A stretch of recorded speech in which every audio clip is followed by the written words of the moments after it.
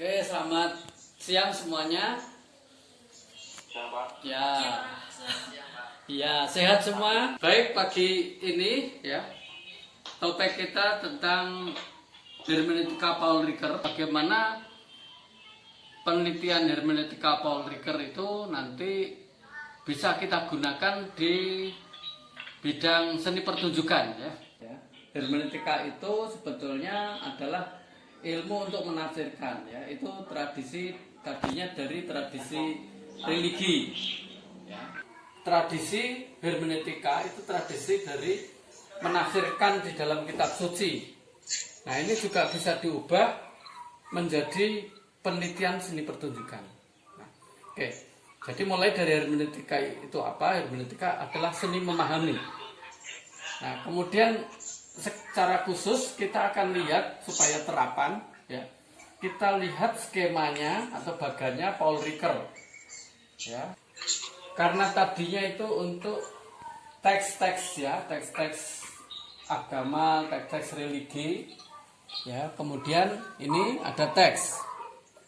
Ini skemanya Paul Ricoeur, saya ambil dari Benny Hood. Teks, kemudian dicari penulisnya siapa. Lingkungannya bagaimana, teks lain yang berkaitan dengan teks yang kita teliti bagaimana, kemudian siapa yang penggemar-penggemarnya teks itu, kemudian siapa yang membaca ya, atau penonton kalau itu di teks tadi didramatisir. Kita lanjutkan. Nah, sekarang kita akan rubah ya, teks tadinya ini kan teks itu jadi fenomena seni. Nah, kalau ini jadi fenomena seni, maka kita kalau meneliti nanti cari siapa seniman pembuat karya ya. Kemudian setelah seniman pembuat karyanya, kita cari lingkungan ya, lingkungan pada saat karya itu dibuat, lingkungan sosial, lingkungan budaya, lingkungan alam pada saat karya itu dibuat. Kemudian kajian-kajian tentang sumber-sumber ya, tentang fenomena seni itu. Kemudian kita lihat juga praktek berkesenian.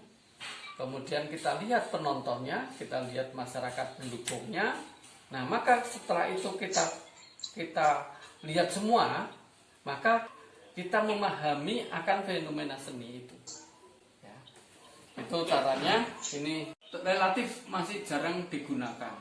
Nah, itu konsepnya ya, bahwa hermeneutika itu adalah ilmu untuk menafsirkan.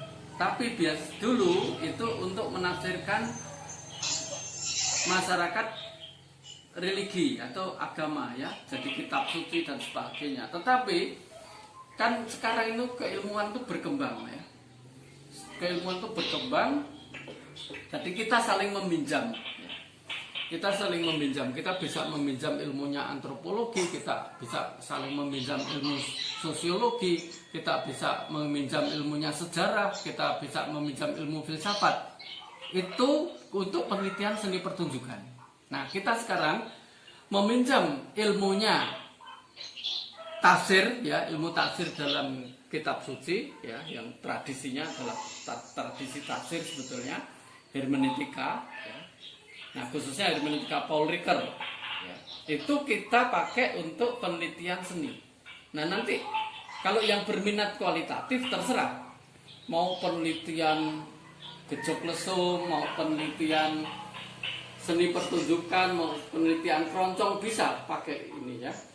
Nah, kita lihat tadi ya, jadi setelah teks itu kita skemakan menjadi yang kita pergunakan untuk seni pertunjukan. Lihat di papan tulis ini, mudah-mudahan agak jelas, kalau enggak sambil kita obrolkan mungkin nanti jelas ya, walaupun mungkin agak kabur. Kita lihat yang pertama adalah ini teks ya, tadinya teks ya, kemudian teks itu kita rubah menjadi bukan teks tetapi menjadi fenomena seni. Fenomena seni itu maksudnya apa?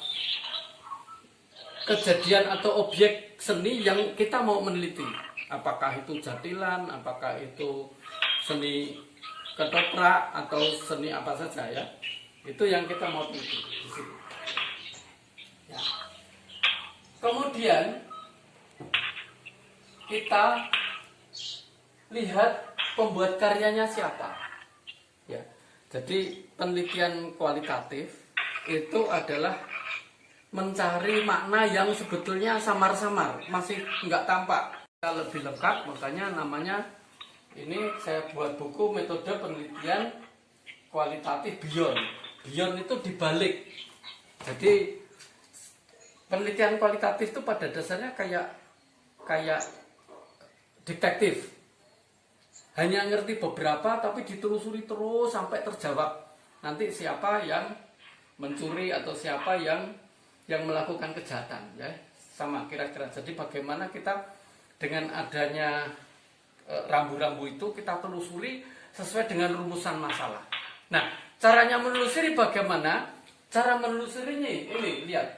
Ini seni yang mau dicari. Kemudian cari pembuat karyanya siapa. Atau komunitas pembuat karya. Kemudian bagaimana lingkungan budaya saat seni itu dibuat. Lingkungan budaya, lingkungan alam, seni itu dibuat. Kemudian cari juga sumber-sumber kajian seni yang berkaitan dengan ini. Kalau misalnya ini seni Gejokleso ya berkaitan dengan Gejokleso. Kalau ini misalnya seni Dolala ya tentang Dolala ya. Kemudian langkah meneliti ya, logika langkah menelitinya.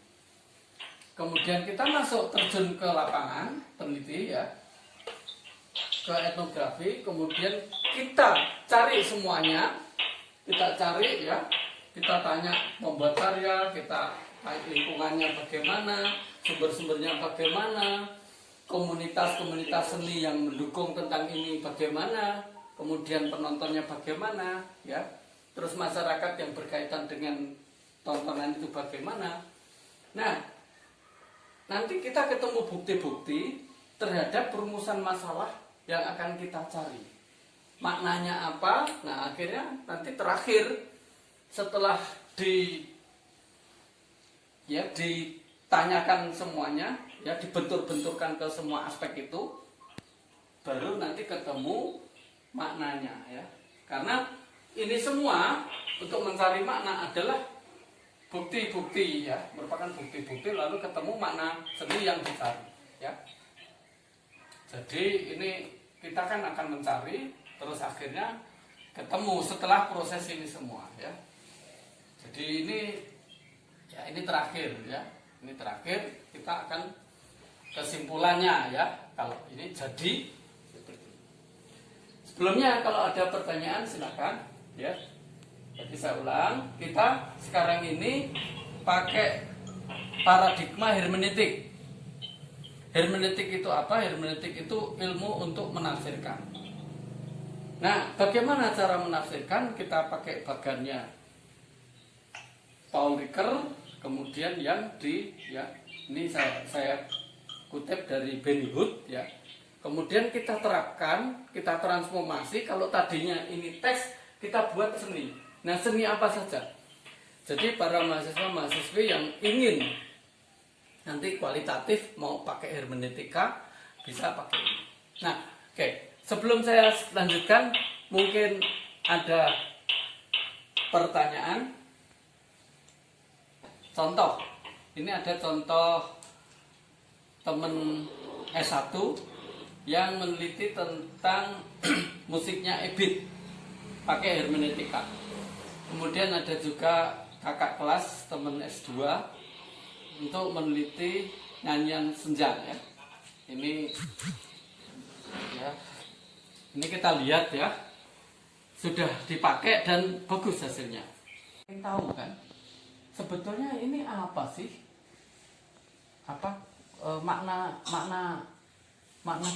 Makna lagunya itu apa gitu kan? Apa ini maksudnya doa pada Tuhan atau Allahnya, atau ini maksudnya memberitahu temannya. Ya ternyata tidak seperti itu ketika kita bisa saya katakan ini sebagai kita gempurkan pada metode sirkular. Jadi maka ini kita gempurkan pada semua aspek ini ya. Maka ini kalau saya senang istilah dengan kristal angulasi ya, karena benturannya tuh banyak. Kalau senangnya kan triangulasi, saya pikir itu kadang-kadang nggak cukup. Jadi kompleksitasnya beda-beda. Jadi saya lebih mengistilahkan circular angulasi, kristal angulasi. Nah, ini si Sulastri ini tadinya lagu Berita Kawan yang menjadi objek topiknya penelitian. Kemudian tanya EBIT GAD, ya, dia tanya referensi, ya, waktu itu kelihatannya lewat email nggak masalah ya. Kemudian dijawab EBIT, terus dia cari sumber lingkungan saat EBIT itu membuat lagu Berita Kepada Kawan. Dan saat itu berita-berita pada tahun itu ternyata di situ memang ada bencana alam ya. Saat itu ada bencana alam. Ya. Nah, kemudian dia masih menelusuri. Nah, ini keteguhan ya. Jangan cuma ketemu EBIT terus selesai disimpulkan ya. Oke. Terus kemudian dianalisis teks ya dari berbagai sumber ya, sumber-sumber lain dibaca. Ya, kemudian dia tanya ada komunitas ini orang-orang yang sering membawakan lagu Berita Kepada Kawan. Jadi komunitas kan ada komunitas yang senang lagu-lagunya EBIT GAD. Kan terus ditanya ya. Ini apa sih maksudnya ya toh? Pertanyaan-pertanyaan rumusan masalahnya ditanyakan ke dia juga. Kemudian kan ada pementasan juga ya. Jadi ambil setting, kan ada yang saat pentas itu, terus penggemar-penggemarnya itu ditanya ya, penonton-penontonnya ditanya. Nah, setelah ini semua ditanya, nah baru kita bisa simpulkan bahwa makna lagu Berita Kawan adalah bla bla bla bla bla. Lah buktinya ini semua. Buktinya dari EBIT GAD sendiri, lingkungan saat dibuat, gitu kan. Ya itu karena gempa, makanya EBIT mengatakan itu karena begini-begini ya nanti. Terus analisis teks lagu ya, sumber-sumber lain ya. Nah termasuk dari jurnal, dari harian nggak masalah ya. Ya yang semuanya bisa menunjang. Kemudian dari penonton. Nah terus akhirnya ketemu ya. Itu tekniknya pakai hermeneutikanya Paul Ricoeur, pakai baganya Paul Ricoeur kita lebih mudah ya. Kalau tadinya konsep hermeneutika itu untuk menafsirkan teks. Nah, hermeneutika itu kita pakai untuk menafsirkan lagu ya. Sehingga nanti betul-betul kita nggak salah apa maunya lagu itu ya. Kadang-kadang kan ada lagu ini maksudnya cintanya pada Tuhan apa cintanya pada manusia, kan kita bingung. Nah, dengan cara begini kita bisa ya. Yang contoh pertama tadi, hermeneutika yang biasanya untuk menafsirkan kitab suci itu kita pakai untuk menafsirkan makna-makna sosial atau makna-makna sosial masyarakat, dalam hal ini bidang seni pertunjukan ya. Secara khusus lagi bidang lagu ya, lagunya EBIT GAD tadi ya. Nah sekarang kita lihat lagi contoh berikutnya ya.